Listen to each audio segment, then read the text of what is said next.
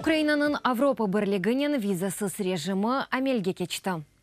НДДен биометрик паспортларының сайы болған Украина ватандашлары Авропаның 30 мемлекетіне визасыз бара біле. Украина ве Словакия президентлері Авропа бірлігіне тимсали қапыны açты. Украина-Словак сынырында Петро Порошенко ве Андрей Киска визасыз режимнің açılması тәдбірінде иштирак әттілер. Порошенко умуми ғайретіміз еле мемлекетіміздің денештіргенімізні қайт етті. Авропа шереклеріміз есе ось сөзіні бозмады ве. Енді Авропа бірлігінің қапусы Украин халқы үшін ачық. Хочу сказати, що чим більший прогрес ми демонструємо на шляху реформ. Ислатлар yolunda inkişafımız ne kadar büyük olsa, Ukraynaga Avropa Birliğinde azalığının birlemesine menin ve Ukrayin halkının o kadar da çok delili peyda ola.